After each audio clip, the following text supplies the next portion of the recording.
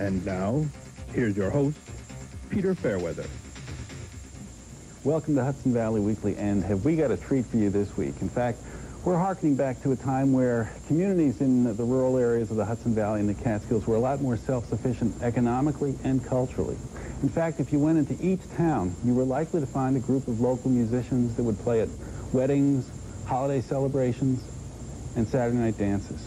And that tradition is still alive in parts of our area, and nobody embodies that tradition, in fact, better than my guests this week. And they are Mr. Hilton Kelly and Mrs. Stella Kelly, who hail from Fleischmans in Delaware County, longtime musicians in the area. Welcome, both of you, to Hudson Valley Weekly. Thank you, Peter. Thank you. And we're going to be talking about Hudson Valley Catskills music and hearing a little bit of it right after this.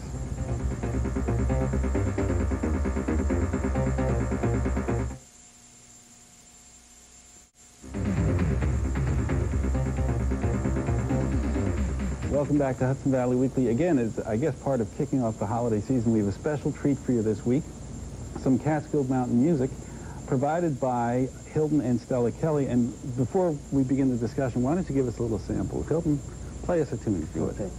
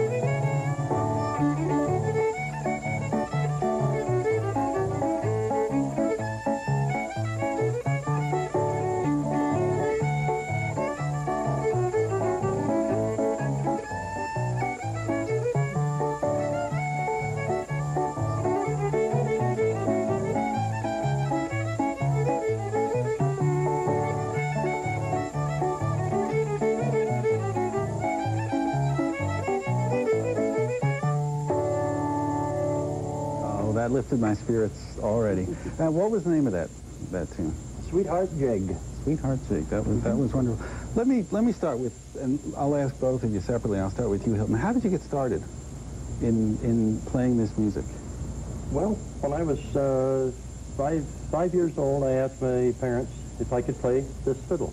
Of course, I didn't realize that I could not play this size fiddle, and they knew I couldn't. So what they did, they bought me a little tin fiddle and gave it to me as a Christmas present when I was 5.5 years old. And I immediately went and took it and tuned it to this fiddle, which is my father's, and previously to that, my grandfather's. And I started playing by myself, by ear.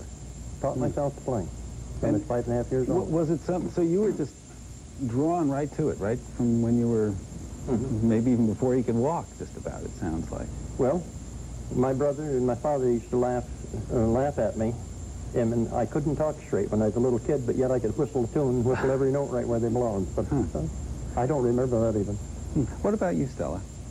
Well, I've always been interested in music, and I wanted to take piano lessons when I was going to school in Fleischmans, but there was a problem. My mother and father didn't have any piano, so I used to go to school and practice. And then one time I asked my mother and father to get a piano.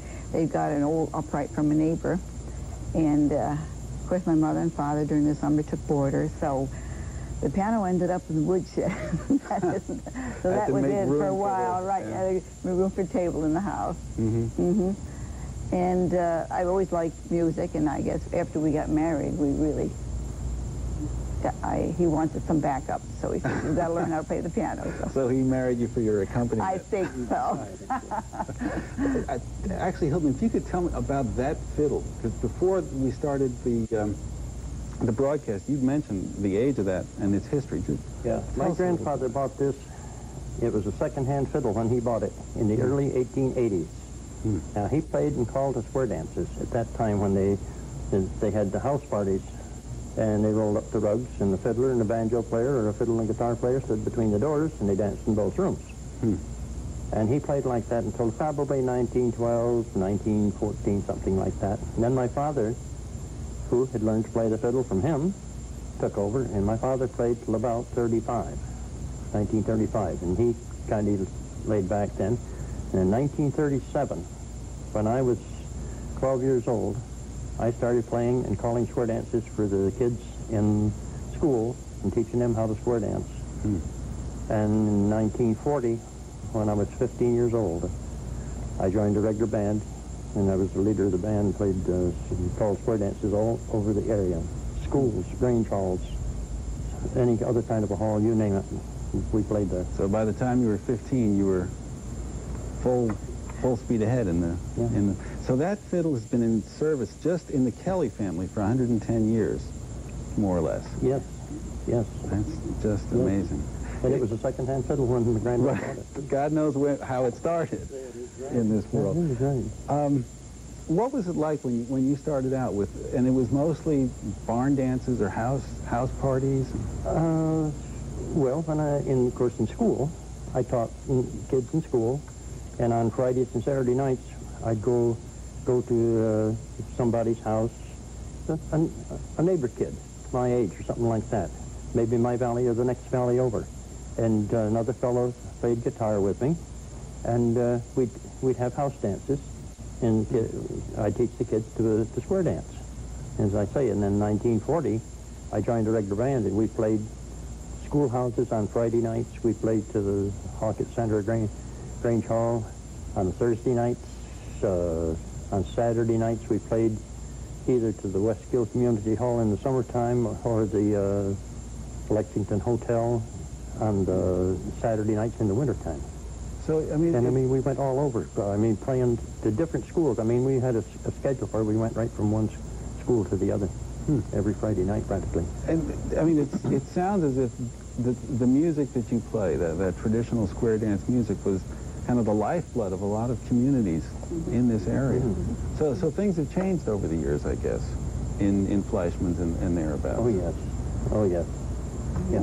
What was life like, let's say in the 1930s, as you were growing up in Fleischmans? Well, our valley was a farming valley. I mean, every farm practically in that valley was in operation, and at that time. And gradually over the years, up until now there is not one farm in operation in our valley. And then the village itself must have been quite different. The village itself, Fleischmans had a lot of boarding houses, hotels, and everything. And I mean, it was a bustling town back in the 30s and the 40s, and on up to about 50. And then it had begun to decline. And today it's nowhere near as popular as it was then. What about music? Was there more homemade music then than there is now? Is it about the same? A lot more then than there is now. Oh, yes. Yes. So it was not uncommon for every household to have at least one musician or so, do you think? Well, I don't know. There was, whether the household, the people, I mean, they was in households. They were musicians like that, but there's not that many of them around anymore. We seem to get our music out of the stereo. And as a matter of fact, I'm about the only fiddler in that area right now. Where before, I mean, they was 5, 6, 7 fiddlers in that area. Locally within a 10, 15-mile radius. So, in a sense, you're the last of a breed of that kind of musician. What are some of your influences that help shape your music? Like the Sweetheart jig that you played, where did you learn that? Well, I haven't known that jig too awful long, and I picked this one up from a little 11-year-old girl that lives in Amsterdam. Recently? Yeah, just recently, yes. Picked it up within the last 5, 6 months. And she's a little 11-year-old girl, and I have helped her since she was about 6 years old, probably. Maybe 7, but I've helped her out at least for 4 years, anyhow. And I would send her a tape with 2 or 3 numbers onto it, or 3 or 4 numbers on it. She would put it she puts it into a cassette, plays it, listens to it, and she'll go out in the afternoon at a concert and play those numbers. Oh, wow. That's pretty. That's almost frightening. Oh, she's a little sweetheart too. You know, do you see yourself, because you just described this process of helping this 12-year-old girl along, do you see yourself as a kind of a resource that you have to provide training and guidance for the next generation of fiddle players? Yes, as a matter of fact, my wife and I, we teach in schools through the Council of the Arts. And there's a school up near Roxbury, New York. It's the Manhattan Country School. I believe it's on 96th or 97th Street on the east side of the park down here. They have a farm up there. It's the Manhattan Country School farm. And each week they bring up a different class. And we will go over, a lot of times, and go over there and teach those kids music, teach them square dancing, teach them to play the fiddle a little bit, and teach them to play the piano a little bit. And we also do it in the Roxbury School. We have done it in Duanesburg School, Gilboa Conesville School, Margaretville School, Downsville School, and South New Berlin over in Otsego County. Well, you know, as part of that, and Stella, I'm going to ask you this, because I don't want to give Hilton a swelled head, but as I understand it, the Roxbury Arts Group recently recognized Hilton for his contribution. What happened? What did they do? Well, Nancy Harding, that is the director there at the Roxbury Arts Group, which they purchased this building about a year ago, I guess, from the Grange, is it? And she decided, well, we have to do something. They had renovated it. We have to do something to bring life to it back again. And so she called Hilton up. She says, Hilton, we want to dedicate this building to you. Well, so the building was named? The hall itself was named, it's the Hilton Kelly Hall. It's a Roxbury Arts Group building. Now, I understand that there was a rather elaborate reception. I want to talk to you about that a little bit, but first we have to take a short break. We've been talking with Hilton and Stella Kelly about Catskill Mountain music, and we're going to hear more music, but first, this.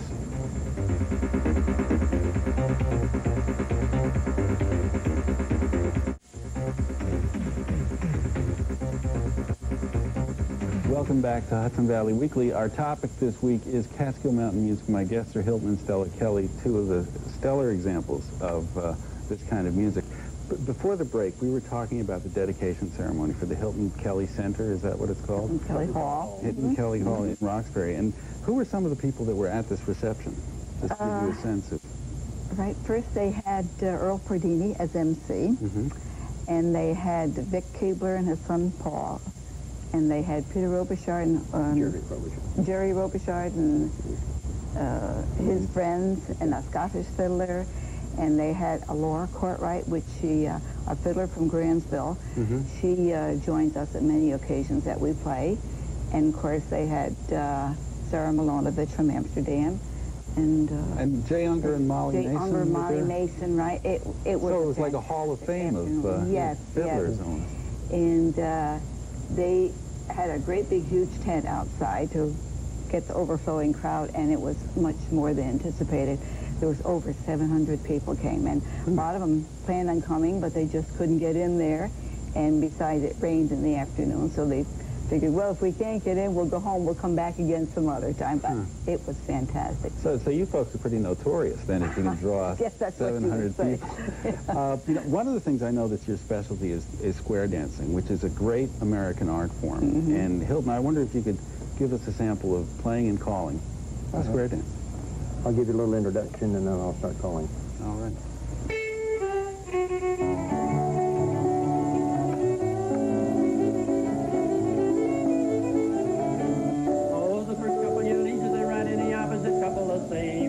Circle four hands all the way around, the other way back again. Well, you're right and left through and you're right and left back, and you listen to my call. Four ladies to the center of the ring while the gents walk round the hall. All the gentlemen walk all the way round you go. And you swing your honey when you come home, and you swing her around and around. Now you all join hands and forward and back with a 1, 2, 3, 4. Do-si-do, that corner girl, that corner do-si-do. Go right back home and you do-si, and you do-si-do now with your own. Yeah, the man left with your left hand, lady, and right hand to your own. Go and go right, left to right, all the way round you go.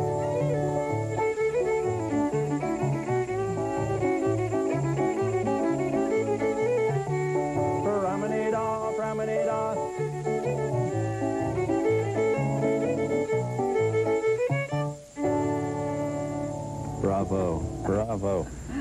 How long have you been calling that particular dance? That particular dance? Yeah. Oh, probably in the neighborhood of 12, 15 years. So it's a new one. Yeah. Yeah.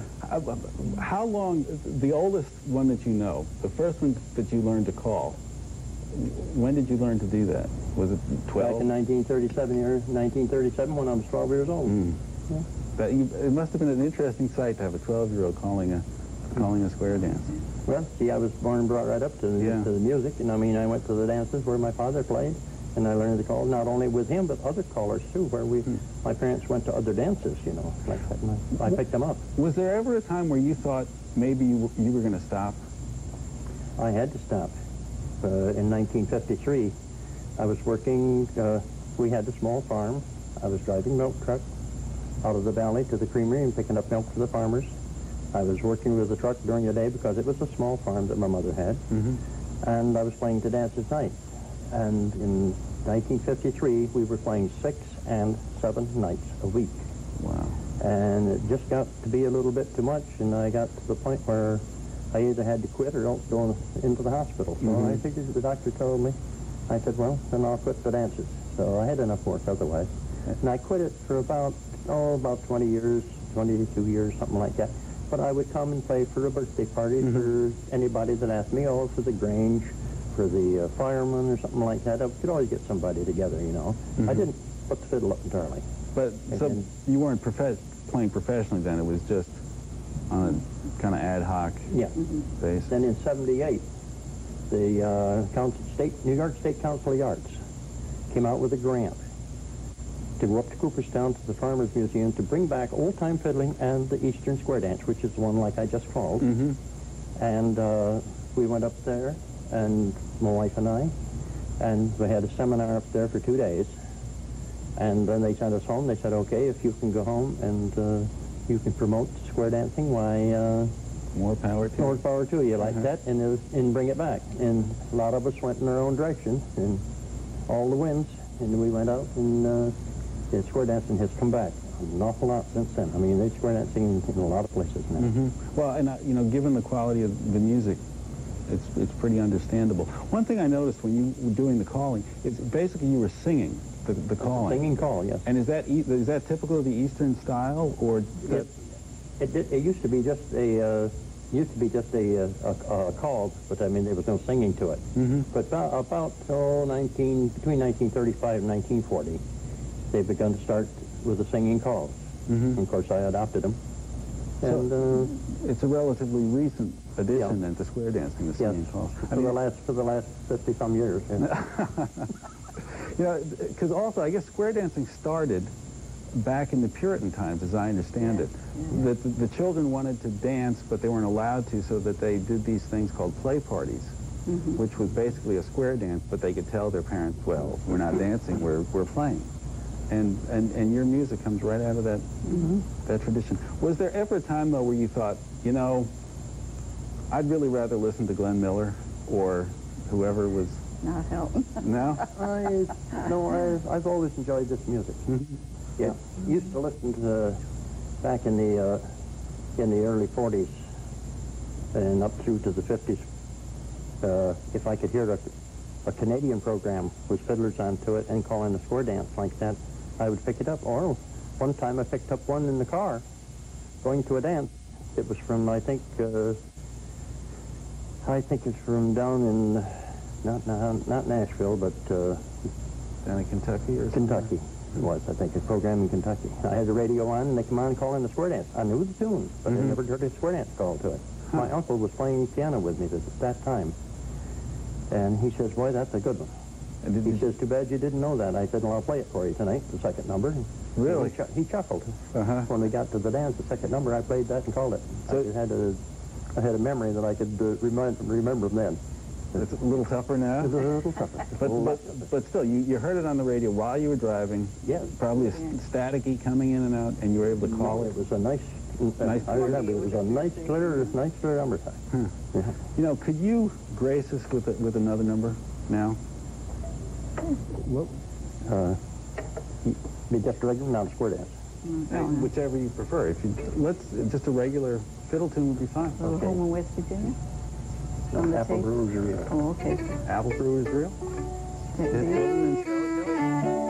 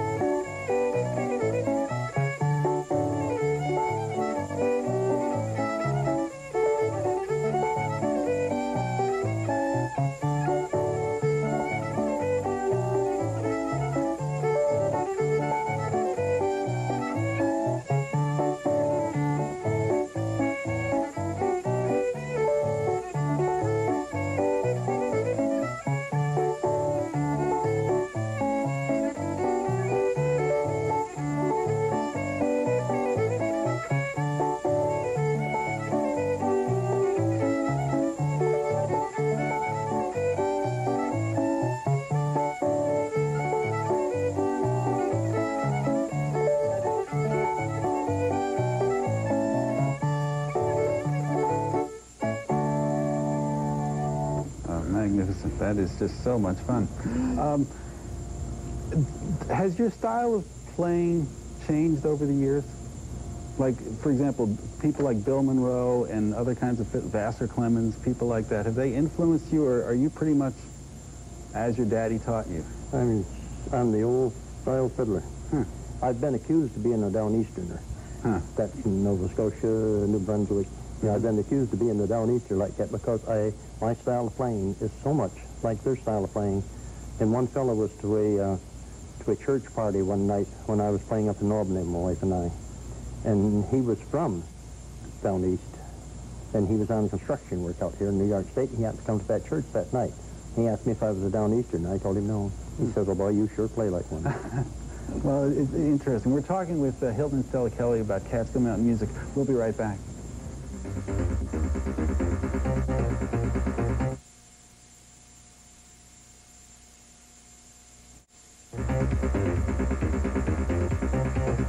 Welcome back to Hudson Valley Weekly. We've been having a great time talking and listening to Catskill Mountain music, and I'd like to thank Hilton and Stella Kelly for joining us, and to let you viewers at home know that you can get this music on a tape that should be in your local record store, Hilton Kelly Catskill Mountain Fiddler. You can see it there on the screen.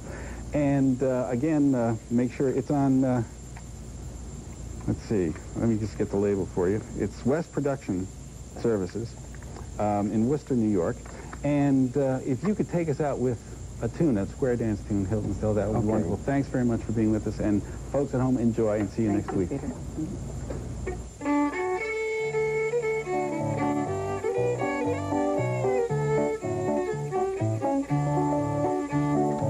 First couple lead up to the couple on your right. Now you circle to the left hand, and you circle back to your right, and you cross your right hands over.